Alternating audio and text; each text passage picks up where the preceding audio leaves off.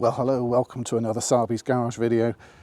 This week's car is the Saab 900 Turbo T16, and I got this one in because it's the 40th anniversary of the release of the Turbo 16 valve.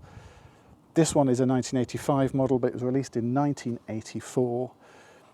And actually, whilst Evo wasn't around at that point, I found an old auto car of mine which came out in March 1984, and Sam Brown gives it a fair review in here. Not a hugely glowing review, but actually a very fair review of some of the bumpy rides and some of the niggles that he found with it, but actually loved the turbo, loved the engine in it. And since 1984, I think it's fair to say it's gone on to become quite a classic.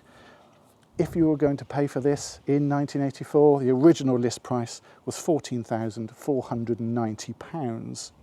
It came with standard luxury items such as heated seats, electric windows, electric sunroof, and you could spec it with air conditioning as well, although this model in particular hasn't got that. You can see from the front it is an early edition because it's got the flat nose front to it, and the bumper doesn't wrap around. In later models they redesigned the aero to get better drag coefficiency, and the bumper moves around. This one is more like a bumper car, one of the Dodgem type designs.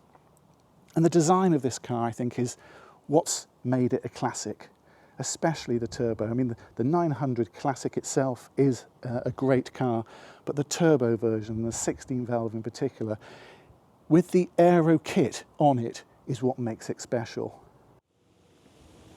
And probably the most iconic part of the design of a Saab 900 is the huge wraparound window that you get as a driver. It's like being inside the cockpit of a jet fighter, which is relevant because really Saab designed aeroplanes and they brought that thinking into the Saab 900 when they designed this. The Saab engineers and the people at Saab in general are legendary for their attention to detail and their perfection of their engineering. And you can just see that throughout this car. When you open the door, it feels a solid, proper door. You get that sound of safeness as soon as you shut the door behind you and you get into it.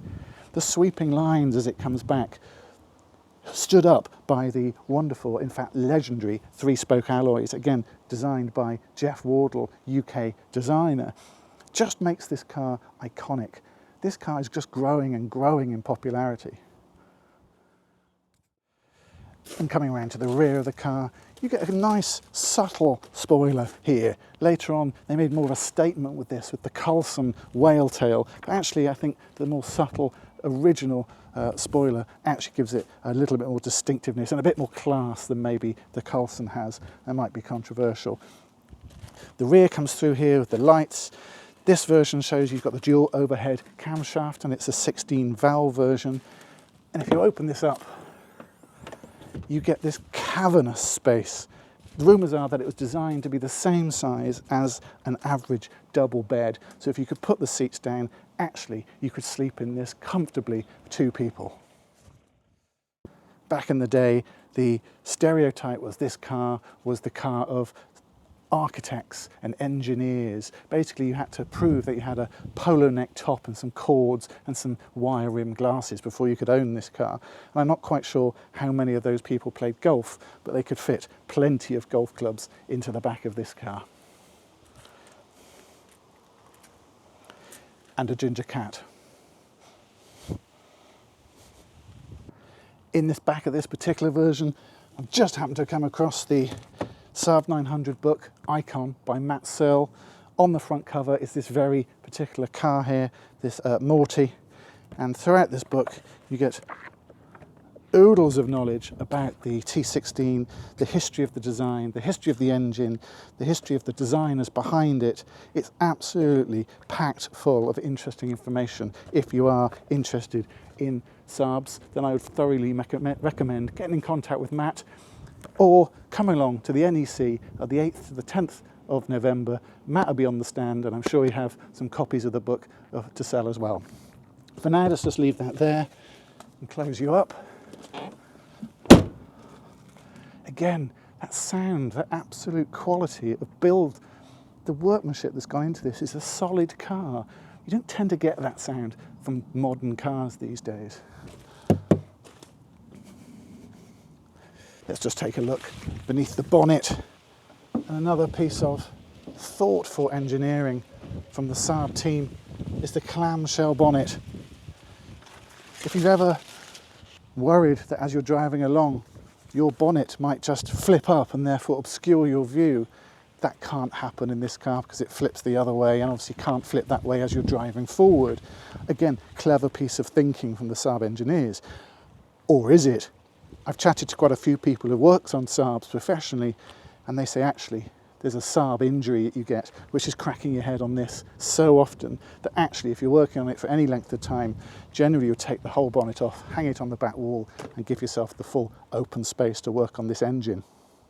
Although the original engine came from Triumph, what Saab did was tweak it to make it fit the original Saab 90s, but then the Saab 900s.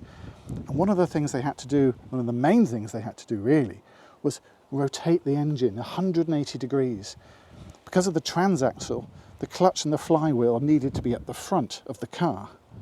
Now this particular model, the 1985 model, sports the third generation of Saab's H-type engine. That's a 4-cylinder engine, and these later went on to be used in the later 9000s. In this particular engine, the boffins at Saab, they squeeze this intercooler in, which cools the air from the turbocharger from about 120 degrees down to 60 degrees. And this, and lots of other tweaks that they made to the engine, increased the power over the sister of this car, the 8-valve version, by over 30 horsepower to get about 175 brake horsepower out of this engine. Now this tops out at about 130 miles an hour. We're not going to be going that fast today, but we are going to take it out on some of my favourite roads to see how it handles and see how it feels.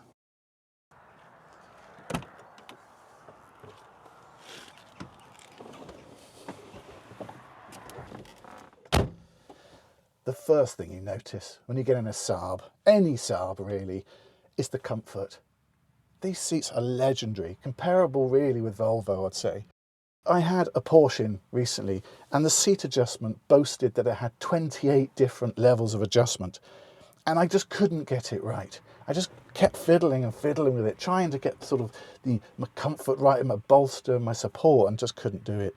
This has just got forwards and backwards, that's it, and it's comfortable straight away. Everybody I've had in the car has said how comfortable it is, not just in the front but in the back as well, where there's plenty of space back there. And this leather seat is luxury. And I think luxury is a good reference for this car. It's just got luxury oozing out of it, despite it being 40 years old now. So this model is actually a 1985, but near as damn it, 40 years old. You've got the leather seats, as I said. You've got electric windows. You've got electric wing mirrors, electric sunroof. There's no aircon in this particular model, but you could spec it with aircon.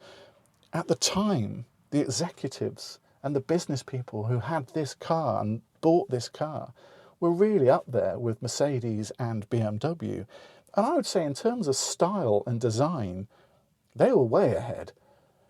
This is a driver's car. The Saab engineers knew what they were doing to put everything centred around the driver. And the most ingenious thing of a Saab is this wrap-around windscreen. You get so much visibility in here. The pillars are really small, so as you're pulling out of junctions, going around corners, your visibility is perfect. The depth of the windows is what windows should be, not just because of visibility, but I get a nice resting place for my elbow as well, and it's at the perfect height I need it, not up here like modern cars tend to be. You don't get that anymore. And the buttons in here, oh my word, the buttons. In a world of touchscreens, in a world of touch-sensitive buttons, to actually get buttons you can press and feel, and they click and they clunk in and they clunk out.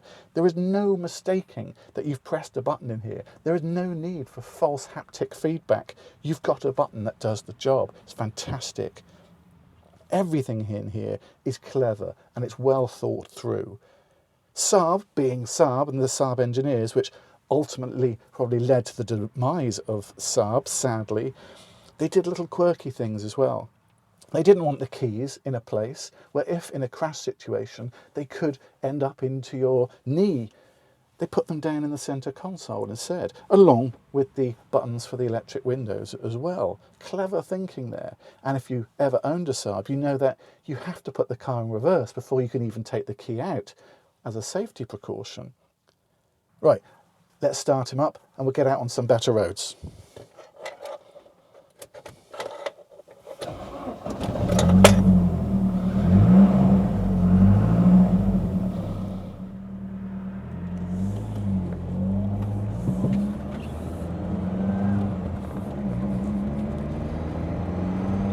Oh, you can just hear the turbo already. That's that lovely little whine that you get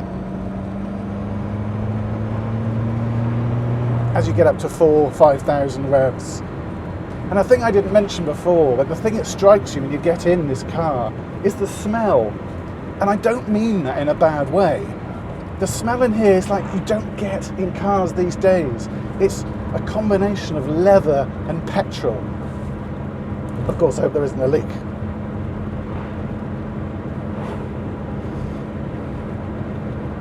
I've got the windows open a little bit, just to let a bit of air in. As I said, this doesn't have air conditioning, this car. But the noise level in here is quite high. I put my decibelmeter on here and you're up into the sort of, high numbers here. But you don't mind that in this car. You don't really want the stereo on. Do you want to listen to that engine, that dual overhead camshaft chugging away? And also, the stereo is not very good in here either, or the speakers probably more than the stereo. You don't really get a great sound in here, but as I said, that doesn't really matter. You just want to turn it off, listen to the engine as you go along, get to know the revs, and enjoy that turbo.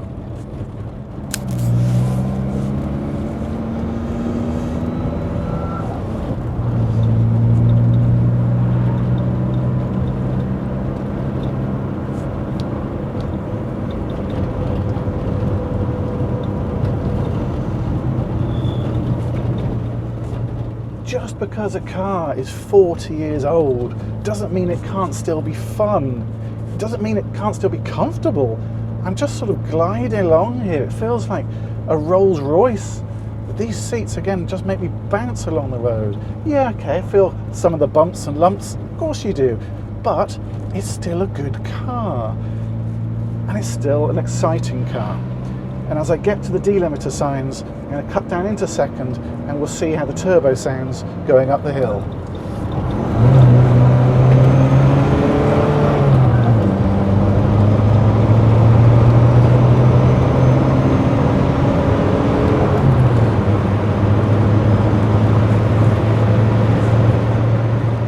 It's still got it. The sound you get, that lovely little high-pitched sound from the turbo as it winds up and spools the engine. And you just get to a good speed. You don't need to go super fast to have fun. This car is fun. What happened, Saab? It's such a shame you disappeared. Nobody's going to mention the swear word in this car of General Motors, but really, the Saab engineers perfected car design with this car, and it's such a shame that Saab still aren't with us. Come back, Saab, we need you. Amongst all of the electric blobs that are on the road these days, we need engineers and designers to come back and give us the new Saab 900 Turbo 16 valve.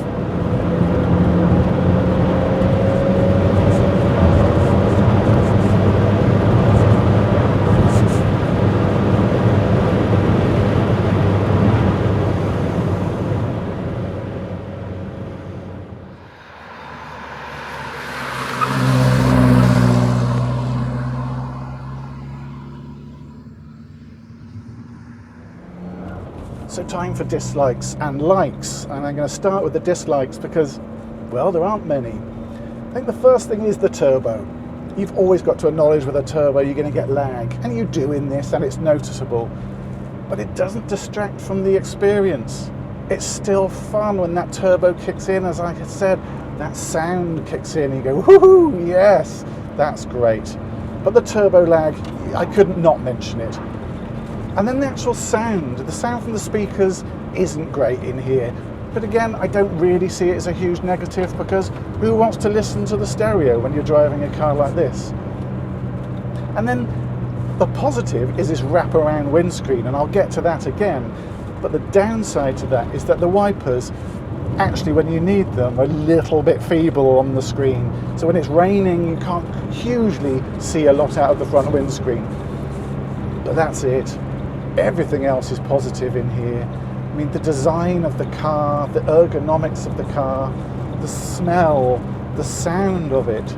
And as you just drive along, you just can't help but smile when you're driving it.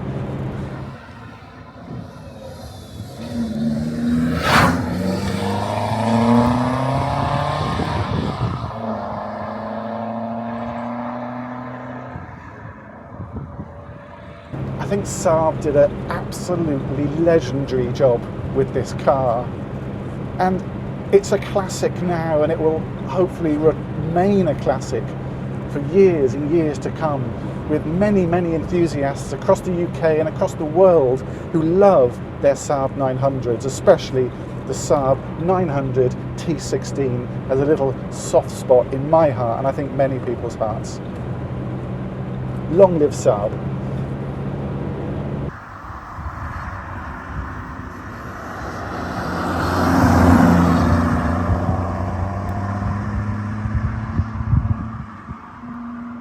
So, summary. I think this was the sweet spot for Saab. The Saab 99 Turbo is legendary and took the world by storm. And then the Saab 900 after it was fantastic and a great extension to that car. And I think it's the Saab 900 Turbo T16 that really takes the crown for Saab's pinnacle of their engineering. It's been an absolute delight to drive today.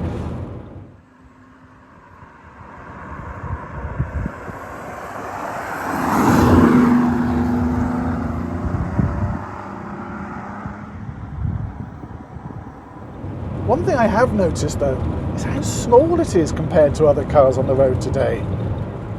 I parked earlier between two big SUVs, and it really sort of brought home the size of cars in the 1980s and how much we've expanded and bloated our cars these days. Why does everybody want to be in such a massive car? Comparatively, this is tiny, but so much fun. And I've had fun today. Now this has been a little bit of fun, a little bit of a parody of Harry's Garage, in honour of all the videos really that he's done over the years and the fantastic knowledge that he brings that I simply cannot, even just with this one model, looked or even hope to equal. But I thought it'd be a bit of fun to try and do a tiny parody, try and do some of the shots that Harry does, and I hope you've enjoyed it. Another thing we wanted to do this for is that this is the 40th anniversary year of the Saab 900 T16, and in Birmingham at the 8th to the 10th of November the Classic Car Show is on, and the Saab Club of Great Britain have got a stand, and they're dedicating the stand to the 900 T16. So Morty will be there on the stand, there'll be others as well. And if you want to come along, meet Morty, chat about T16s, 900s, and of course any Saabs as well, it'd be more than welcome. I'd love to see you and talk to you.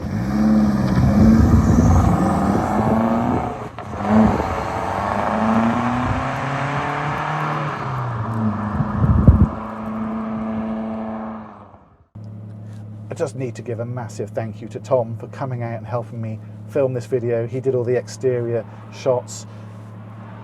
I'm not a professional, I only got a couple of little cameras and I only do this myself, so for Tom to come out and spend the time stood on the side of the road as I go whizzing backwards and forwards, yeah, I totally appreciate it. Thank you, and I hope the shots just add something to this video.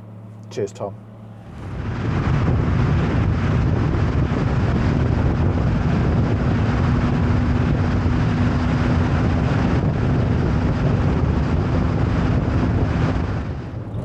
Hope you've enjoyed this video.